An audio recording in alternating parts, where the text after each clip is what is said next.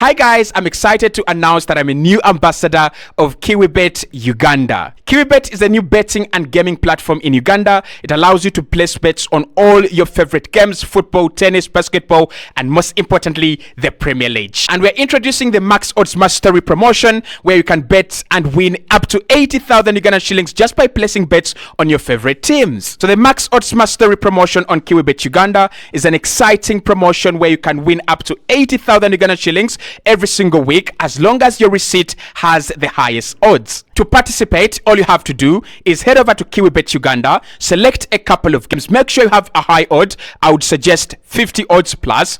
Place your bet and make sure you're staking a minimum of 5,000 Ugandan shillings in order for you to stand a chance. There will be 3 winners announced every Monday. The first place takes 80,000 Ugandan shillings, second place takes 50,000 Ugandan shillings, and the third place will take 30,000 Ugandan shillings. The promotion runs every week from Monday to Sunday, and winners will be announced on Monday and notified via SMS. Remember, the bigger the odds on your receipt, the higher the chances of being the winner. Follow KiwiBet Uganda for more exciting opportunities. Their links are in my description. See you there. Welcome back to the Kosi Arsenal podcast. My name is Kosi. Welcome back to a brand new video. This is the latest Arsenal news and transfer news as well. Arsenal have signed Mikel Merino from Real Sociedad for 32.5 million, including a few add-ons. The deal will be close to 37 million euros. However, he will put on shirt number 23, and Arsenal are now eyeing the next signing, who could be Jean Garcia or Raheem Sterling. According to Fabrizio Romano, Jean Garcia is a player Arsenal are monitoring closely. Personal terms already are great. We are just waiting for that green light from Aaron Ramsdale to join another club, and then Jean Garcia will be an Arsenal player. We are also talking Raheem Sterling because according to The Athletic, they're saying that Arsenal are still keenly looking at Raheem Sterling. There are a few factors that Arsenal are looking at in Raheem Sterling, why he could be the leading contender for the deal to sign a winger, and one of those is the fact that he's worked with Mikel Arteta, and also as time is getting closer and closer to the end, we want an easy deal, and Raheem Sterling will surely be an easy deal. Edin Ketia, here we go. 25 million plus 5 in add-ons to Crystal Palace. Arsenal have finally got their 30 million from Edin Ketia, and a lot to come. Hit that button, subscribe to the channel as well. It's an exciting day, but what is even exciting is that Arsenal could be getting another 48 hours of real transfer business. So let me know in the comment box below. Arsenal are not going to go for a striker, presumably. If we don't go for one, which player do you think and which player do you want Arsenal to sign? If we are to sign one more player towards the end of the window, which player are you going for? Let's start off with the big one. Arsenal have announced the signing of Mikel Merino. It's now official. Arsenal have confirmed that Mikel Merino joins us for 32 million plus 5 in add-ons on a 4-year contract with an option to extend for 1 more season, and that option will be in the hands of Arsenal Football Club. Merino only wanted Arsenal, according to Fabrizio, and Arsenal moved. Arsenal moved very quickly, despite the player having more than 2 proposals in Spain. He wanted Arsenal. Arteta had him on top of his list, and now the deal is totally sealed. According to the Arsenal website, they've been talking about it as well. Of course, we always do. They've said that the 28-year-old player midfielder has now signed for us, and has been a vital member of Sociedad's team since joining them in 2018. In the heart of their midfield, he made 242 appearances, scoring 27 goals and assisting 30 times. I mean, that tells you that it's not going to be a wonderful goal machine. 242 goals. That is like, how many seasons? I mean, it's 2018, 2019, 2020. It's around 5 seasons, not even 5 seasons, around 7 seasons, at Real Sociedad, and it's got only 27 goals. That means that he's not a player that is going to be scoring for you a lot of goals. They're saying that born in Paloma, Spain, Mikel started his career with Osasuna. He progressed through their youth ranks into the first team, where he made 67 appearances and scored 8 goals. In July 2016, he joined Borussia Dortmund and helped them win the German Cup the following May. I mean, he's a winner. That is one of the things we can actually take from him. That summer, Mikel joined Newcastle as well on a season-long loan deal. and after making a strong early impression, he was signed on a permanent deal just a couple of months later, going on to make 24 Premier League appearances in his debut. In 2018, Sociedad signed Mikel, and he played his football there ever since. He played an integral role as they won the 2020 Copa del Rey and qualified for the Champions League last season, when he won more duels for possession than any other player in Europe's top leagues. I think that is the reason as to why Arsenal have signed him. I don't think it's because of the goals like we anticipated. That kind of new role that Mikel Arteta was creating for Granit Xhaka. I think it's the duels, it's the stability, and that overall quality in midfield. To go on, they're saying Mikel is an experienced international with 28 appearances for Spain. At youth level, he won the European Under-19 Championship in 2015 and the European Under-21 Championship in 2019. He's also an Olympic silver medal holder, playing a key role in Spain's second place finish at the 2020 games of Olympic Games in Japan. He was a part of the squad that won the 2023 UEFA Nations League for Spain, beating Croatia 5-4 on penalties in the Rotterdam final. Our sporting director, Edu, says, "We are so happy to have completed the signing of Mikel Merino. This has been another great team effort from many of the people at the club to finalize the transfer of a player who attracted interest from a number of clubs over the summer. Mikel was a key target for us this summer, and we identified him as a player who can fit perfectly into our squad and provide, and his profile, will improve us as well as we aim to build on strong performances last campaign. With Mikel's arrival, he brings us added quality and depth and experience as well." Mikel Arteta, speaking about the player, he said Mikel is a player who will bring us huge quality with his experience and versatility. I mean, literally, I don't see the difference between Arteta and Edu's words, but he will wear shirt number 23, and everyone at Arsenal welcomes Mikel Merino to the London part of the UK.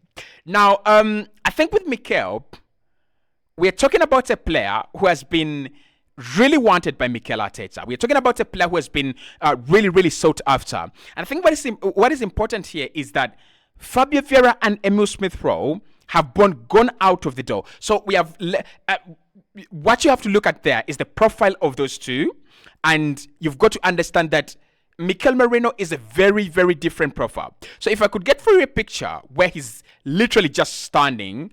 He's such a tall guy. He's such a physical, powers. I can't get a picture of him standing, but he's such a presence in midfield. He's such a presence in the squad. And Mikel Arteta, slowly but surely, he has been working on a couple of things, and one of those has been making Arsenal, bigger, signing bigger profiles, bringing in players that are physical and improving our set piece game, but also improving the way we defend and how we don't concede goals. So last season, we conceded 29. It wasn't a surprise for me.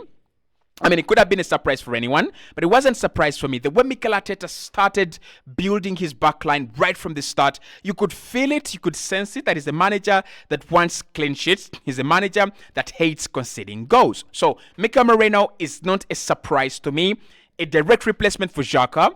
I think he's a solution to the Kai Havertz transfer that actually didn't work, and also he's a solution to the Fabio Vieira transfer that didn't work. I think Mikel Arteta thought having Martin Odegaard on the other end, he would have a player like Fabio Vieira on the side.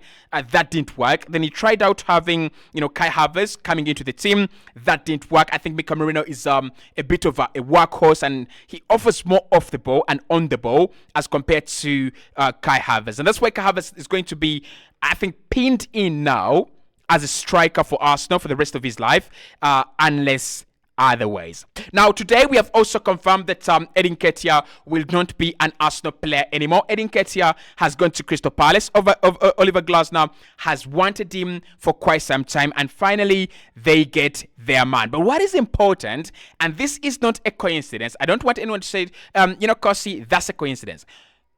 This is not a coincidence. Arsenal bag £30 million for Crystal Palace for Crystal Palace's Eddie Nketiah, and we bring in Mikel Merino for 37 million euros. When you convert that, that's like 29 million pounds or 28 million pounds. So again, Arsenal today have made sure that we have clocked the 100 million mark in spending. But you really got to ask the question, have we really spent 100 million from nowhere? Or have we spent 100 million by selling players that have been here and replacing them? Emil Smith-Rowe, 40 million euros. Edin Ketia, 30 million euros. Nuno Tavares, 10 million euros. That's around 80 million euros, right? So, of course, you're going to have Ramsdale could leave. You're going to have a few other players that could leave as well. We are going to find ourselves in a situation where we have sold players worth 100 million and we have brought in players worth 100 million. And I told you, I personally never have problems with a team trying to balance their books. I never have a problem with a team trying to, make sure that they stay afloat of PSR and FFP. What I don't want is Arsenal trying to say, we are broke, we don't have any money, and therefore we are not going to spend. So the question is, after Edin Ketia and Mikel Merino deals getting completed, who is coming in next? We were told yesterday by Fabrizio that Arsenal are looking towards signing a winger rather than a striker. They feel adding a winger in this summer is going to be, a much-needed solution to the squad as compared to adding, a striker. As Mikel Arteta thinks we have enough, we have enough fire up front. We have enough force up front. So what are we looking at and what are we dealing with? Raheem Sterling is the player that is on the lips of the Athletic. Now, the Athletic are saying a deal is not progressing yet. However, Arsenal are some of the teams that are following the developments of Raheem Sterling's future. So, to give you in a nutshell, to give you what is happening with Raheem Sterling, I'm going to give you 5 points. One, he was left out of Chelsea's squad and is no longer training with the first team. Why? I really cannot say. I really cannot explain. But he's suddenly no longer part of Chelsea, and that of course comes from the fact that Enzo Maresca as a manager has come in and he has decided to work with a smaller squad. He's not going to work with 40 players. You're going to have winners when a new manager comes in, and then you're going to have casualties as well. When Mikel Arteta came in at Arsenal, we didn't have any winners from the Unai Emery and Mikel Arteta, and Arsene Wenger eras. Apart from Kieran Tierney, the rest of the guys are gone. I mean, Martinelli is still here, but the way I look at Martinelli these days, I don't think Martinelli is going to last at Arsenal another 2 seasons. I mean, if he doesn't pick up his form, he's going to end up like Emil Smith-Rowe. And with Martinelli, we might even get less cash as compared to what we got for, Emil Smith-Rowe. But you get the point. So Raheem Sterling, number one, left out of Chelsea's training camp, left out of Chelsea's plans. The new manager doesn't really fancy him.